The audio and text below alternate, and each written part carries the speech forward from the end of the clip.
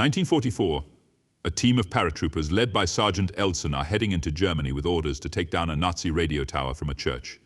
Just as they near their target, their plane is shot at by enemy soldiers. The surviving men jump from their plane before it explodes, and they land in the water before swimming to land. Private Ed Boyce reunites with Corporal Ford.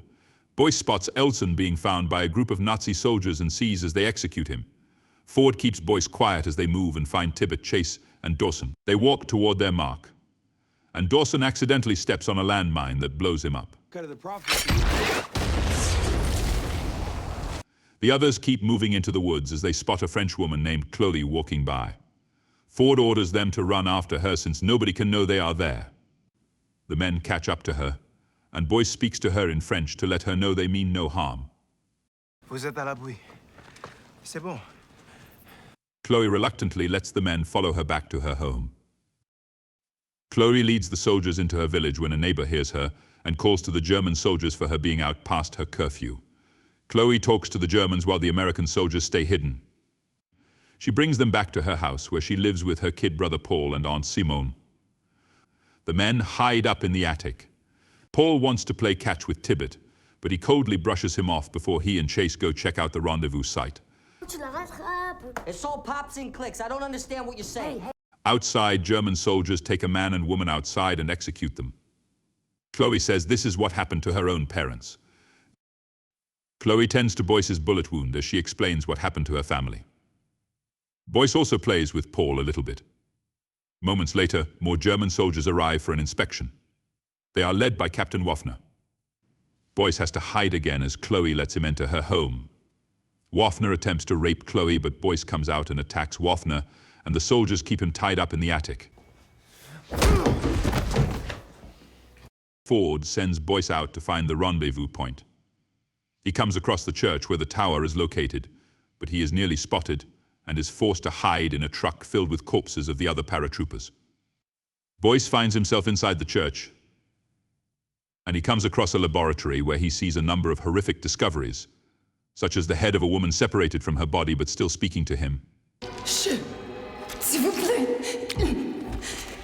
as well as a bag with a barely living thing inside.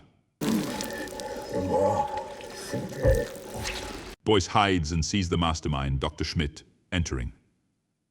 Boyce finds a fellow paratrooper named Rosenfeld and pulls a massive needle out of him to save him.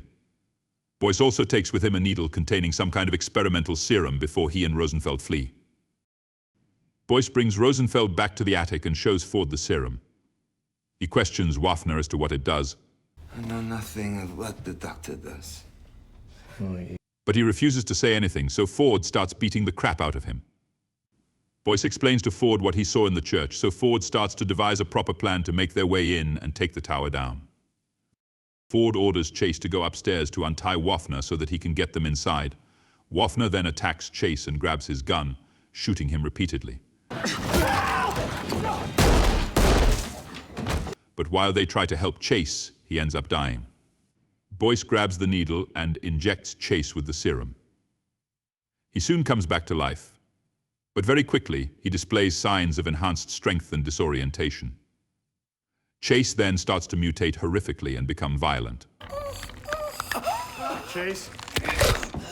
He attacks his comrades, forcing Ford to shoot him repeatedly. This doesn't kill Chase, so Boyce has to smash his head to bits in order to kill him for good. Boyce! Boyce! Hey! Waffner then manages to escape as his comrades are outside, and he kidnaps Paul and gives him to the soldiers. Ford and his men fire at the Germans, and Waffner gets half his face shot off as he gets out. Ford then decides they have to take down the tower immediately, with Paul's rescue being second priority. Boyce and Chloe don't like this, so they plan to rescue Paul first. Waffner returns to the lab and finds Schmidt. To Schmidt's horror, Waffner takes 2 needles with serum and injects himself, causing a rapid mutation and making him grow increasingly mad. The Americans use a German soldier that they strapped with explosives to make their way into the church. Tibbet and Rosenfeld stay outside killing soldiers while Boyce, Ford, and Chloe head inside. Chloe is almost attacked by a soldier who tries to get her killed by one of the mutated people. The mutant kills the soldier and goes after Chloe, but she burns him to death with a flamethrower. She manages to get Paul out, but they still come under fire by the Germans. Tibbet manages to get Paul through the gunfire, but is wounded himself. Put a fucking leash on this! Meanwhile, Boyce and Ford encounter Schmidt and the mutated Waffner, who attacks them. Boyce fights Schmidt as he tries to stab him, but Boyce manages to kill Schmidt. Waffner then gets Ford and impales him on a meat hook. Boyce distracts Waffner as Ford frees himself and injects himself with the serum to fight Waffner. Before Waffner can get Ford, Boyce throws a tank and shoots it, causing an explosion. Boyce tries to help Ford out, but he chooses to stay behind and ensure that the laboratory is destroyed along with the tower. You gotta finish the job, Boyce. Ford gets an explosive ready as Waffner prepares to attack. Boyce runs out as Ford detonates the explosive, killing himself, Waffner, and every last mutant in there as the whole place goes down. Boyce reunites with the others outside and confirms that Ford is gone, while Chloe tends to Tibbet's bullet wound. Boyce later reports to his superiors on the mission, stating that Ford chose to detonate explosives from inside the tower to ensure that it went down. He also chooses not to mention a thing about the lab or the experiments. The superior then tells Boyce that he and his men will be reassigned. Go catch your breath. We're gonna fold you in a Charlie company.